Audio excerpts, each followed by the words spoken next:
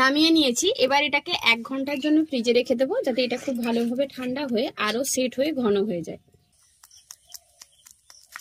আপনাদের এখান থেকে বের করে দেখাচ্ছি। দেখুন, কিছুটা আমি এইভাবে কালাকানের মতো পিস করে বের করে নিয়েছি, আর কিছুটা যেভাবে আমরা মাখা সন্দেশ চামচের সাহায্যে বের করে দেই সেইভাবে বের করে নিয়েছি। এটা কিন্তু 2 ধরনের পরিবেশন করতে পারেন আপনার। নমস্কার বন্ধুরা, সানার কিচেনে আপনাদের সবাইকে স্বাগত। আজ আবার চলে এসেছি আপনাদের সঙ্গে একটি রেসিপি শেয়ার করতে। আমের মরশুমে আম দিয়ে তো নানা রকমের রেসিপি চলছে এখন, সোশ্যাল মিডিয়া গুলোও নানা রকম রেসিপি, আর ঘরে ঘরে আমের তো কোনো কথাই হবে না। আমাদের বাড়ির কাছে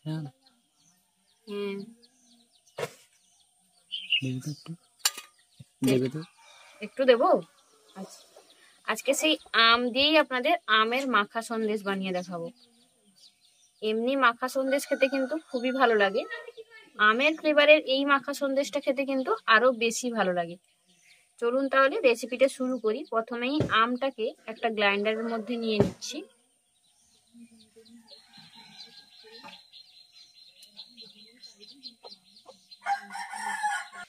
আমটা গ্রাইন্ডারের জারের মধ্যে নিয়ে নিয়েছি। এবার এর মধ্যে দিয়ে দিচ্ছি চিনি, আর দেব 3টে ছোট এলাচ।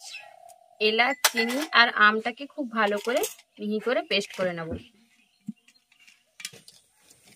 আম আর চিনিটাকে আর এলাচটাকে খুব ভালো করে মিহি করে পেস্ট করে নিয়েছি। এবার এটাকে কড়াইয়ের মধ্যে নিয়ে নেব।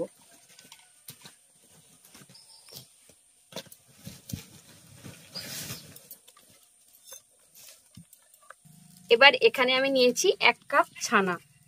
দুধটাকে জাল দিয়ে লেবু দিয়ে আমি ছানা কাটিয়ে নিয়েছি। আপনারা চাইলে কিন্তু টক দই অথবা ভিনিগার দিয়েও কাটিয়ে নিতে পারেন, তবে অবশ্যই ছানাটা কাটিয়ে নেওয়ার পর ভালো করে একটু ধুয়ে নেবেন।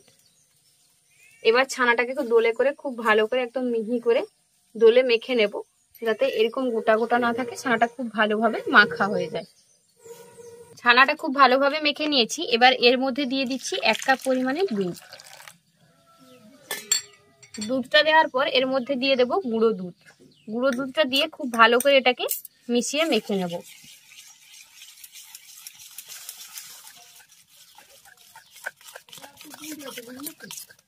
খুব ভালোভাবে এটাকে মেখে নিয়েছি। এবার চলুন মিষ্টিটা বানানো শুরু করি। আম, চিনি আর এলাচের যে পেস্টটা বানিয়েছিলাম সেটা কড়াইয়ের মধ্যে নেওয়ার পরে সেটাকে উনুনে বসিয়ে দিয়েছি। এবার এটাকে আগে 3 থেকে 4 মিনিট একটু ভালো করে জাল দিয়ে নেব।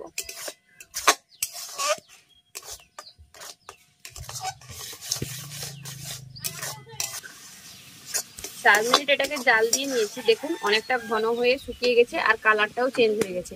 এবার যে মিশ্রণটাকে আমি মাখিয়ে রেখেছিলাম সেটা এর মধ্যে দিয়ে দেবো।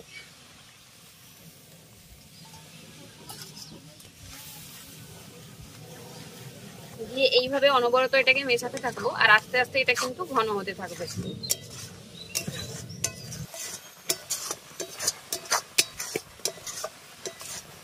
অল্প পরিমাণে ছানা দিয়ে কিন্তু এটা তৈরি করা যায়, কারণ এখানে আমরা দুধ, গুঁড়ো দুধ সবকিছুই ব্যবহার করেছি, তাই অল্প পরিমাণ ছানা থাকলেও এই রেসিপিটা কিন্তু তৈরি করতে পারবে। আর আম ব্যবহারের কারণে আমের একটা আলাদা ফ্লেভার পাওয়া যাবে এর মধ্যে। বলছো গন্ধটা কিরকম উঠেছে সেটা তুমিই বলো না।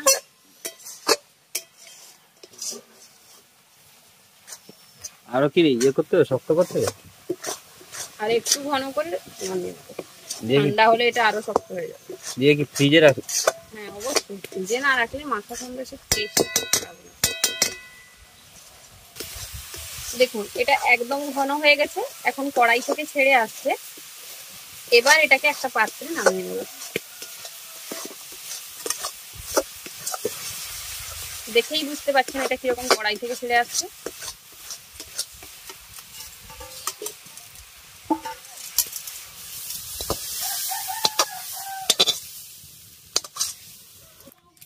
নামিয়ে নিয়েছি। এবার এটাকে 1 ঘন্টার জন্য ফ্রিজে রেখে দেবো, যাতে এটা খুব ভালোভাবে ঠান্ডা হয়ে আরো সেট হয়ে ঘন হয়ে যায়। এটা দেখবেন আরো শক্ত হয়ে যাবে ফ্রিজে রাখার পর। 1 ঘন্টা পর ফিরে আসছি। 1 ঘন্টা পর ফ্রিজ থেকে এটা বের করে এনেছি। দেখুন এটা অনেকটাই শক্ত হয়ে গেছে এখন। এবার এটাকে কেটে এখান থেকে বের করে আপনাদের দেখাচ্ছি। চাইলে কিন্তু এই চামচ দিয়ে তুলতে পারেন, আবার এইভাবে কেটে নিতেও পারেন।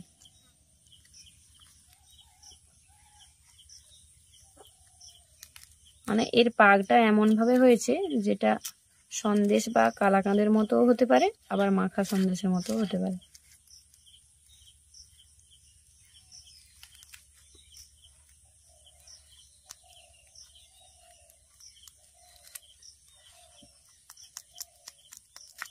আপনাদের এখান থেকে বের করে দেখাচ্ছি। দেখুন কিছুটা আমি এইভাবে কালাকাঁদের মতো পিস করে বের করে নিয়েছি, আর কিছুটা যেভাবে আমরা মাখা সন্দেশ চামচের সাহায্যে বের করে দেই সেইভাবে বের করে নিয়েছি। এটা কিন্তু দুই ধরনের পরিবেশন করতে পারেন আপনার। আমাদের আজকের এই রেসিপিটা আপনাদের কেমন লাগলো অবশ্যই কমেন্ট করে জানাবেন। ভালো লাগলে বরাবরের মতো ভিডিওটিতে একটু লাইক করে আপনার ফ্রেন্ডস এবং ফ্যামিলির সঙ্গে ভিডিওটা শেয়ার করার অনুরোধ রইল। আর চ্যানেলে নতুন বন্ধু হয়ে থাকলে অবশ্যই চ্যানেলটি সাবস্ক্রাইব করে নেবেন। সেই সাথে যারা ফেসবুক পেজে দেখছেন তারা অবশ্যই ফেসবুক পেজটি ফলো করে নেবেন। আজ তবে এই পর্যন্তই বন্ধুরা, আবার দেখা হবে অন্য কোনো রেসিপি নিয়ে। ভালো থাকবেন, সুস্থ থাকবেন, আর এতক্ষণ আমাদের সঙ্গে থাকার জন্য অসংখ্য ধন্যবাদ। আর এই আমের কালাকাঁদ বা মাখা সন্দেশের রেসিপিটা আপনাদের কেমন লাগলো অবশ্যই কমেন্ট করে জানাবেন। আর অবশ্যই একবার এটা বাড়িতে ট্রাই করবেন। খুবই ইউনিক একটা রেসিপি আর খেতে দুর্দান্ত স্বাদ। মরশুমের পাকা আম দিয়ে এটা তৈরি করলে আরো বেশি টেস্টি হবে।